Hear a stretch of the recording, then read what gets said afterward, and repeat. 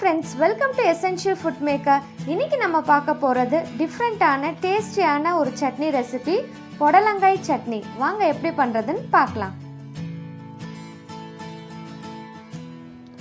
பேன்ல 2 teaspoon oil சேர்த்துக்கிறேன்.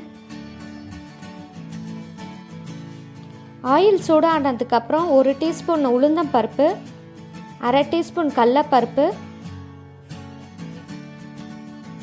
ஒரு பெரிய வெங்காயம், இதெல்லாம் சேர்த்து நல்லா வதக்கிக்கோங்க. வெங்காயம் சாஃப்ட் ஆகிற வரைக்கும் வதங்கினா போதும்.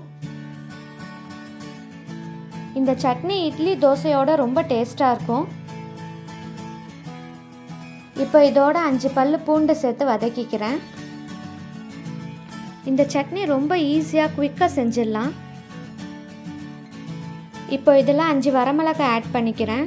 உங்கள் காரத்துக்கு ஏற்ப மிளகாய் ஆட் பண்ணிக்கோங்க. நல்லா வதக்கிக்கலாம். நம்ம இந்த சட்னியில் புடலங்காய் விதை கூட வேஸ்ட் பண்ணாமல் சேர்க்க போகிறோம். கொஞ்சமாக புளி ஆட் பண்ணிக்கிறேன். புடலங்காய் விதை சேர்த்துக்கலாம். புடலங்காய் விதை ரொம்ப நல்லது உடம்புக்கு.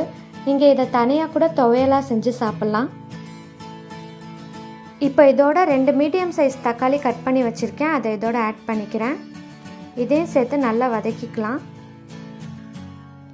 வீட்டில் குழந்தைங்க மட்டும் இல்லை, பெரியவங்க கூட நிறைய பேர் புடலங்காய் சாப்பிட மாட்டாங்க. அவங்களுக்கு இந்த மாதிரி சட்னி செஞ்சு கொடுங்க, விரும்பி சாப்பிடுவாங்க.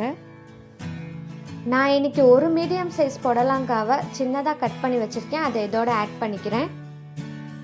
இப்போ எல்லாத்தையும் சேர்த்து நல்லா வதக்கிக்கலாம். புடலங்காயில் நிறைய ஹெல்த் பெனிஃபிட்ஸ் இருக்குங்க. அதனால தான் நம்ம விதை கூட வேஸ்ட் பண்ணாமல் சட்னியில் சேர்த்துக்கிட்டோம். இப்போ இந்த சட்னிக்கு தேவையான அளவு உப்பு சேர்த்துக்கலாம். புடலங்காய் சுகர் பேஷண்ட்ஸ்க்கு ரொம்ப நல்லது. சுகர் கண்ட்ரோல் பண்ணுறதுக்கு ரொம்ப ஹெல்ப் பண்ணும். இப்போ இதில் 1/2 கப்பு தேங்காய் துருவல் சேர்த்துக்கிறேன். இதையும் சேர்த்து நல்லா வதக்கிக்கலாம்.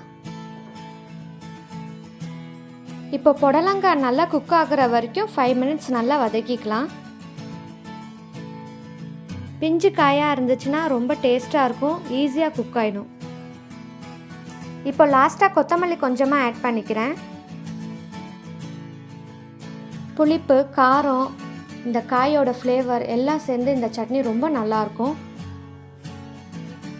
எப்பயும் ஒரே மாதிரி சட்னி செஞ்சு போர் அடிச்சிருந்தா இந்த மாதிரி சட்னி செஞ்சு சாப்பிடுங்க, ரொம்ப நல்லாயிருக்கும்.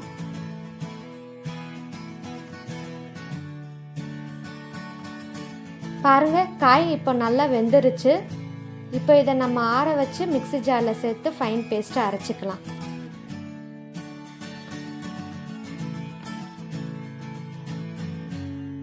இப்போ பேனில் 2 டீஸ்பூன் ஆயில் சேர்த்து கடுகு, உளுந்தம் பருப்பு, கருவேப்பிலை சேர்த்து தாளிக்க வேண்டியதான். அவ்வளோதான் ஃப்ரெண்ட்ஸ், ரொம்ப ஹெல்த்தியான டேஸ்டியான புடலங்காய் சட்னி ரெடி ஆயிடுச்சு. உங்களுக்கு இந்த வீடியோ பிடிச்சிருந்தால் லைக் பண்ணுங்கள், ஷேர் பண்ணுங்கள், சப்ஸ்கிரைப் பண்ணுங்கள். மறக்காமல் பெல் பட்டனை ப்ரெஸ் பண்ணுங்கள். அப்போ தான் நான் அப்லோட் பண்ணுற வீடியோஸ் உங்களுக்கு நோட்டிஃபிகேஷனாக வரும். தேங்க்ஸ் ஃபார் வாட்சிங் திஸ் வீடியோ.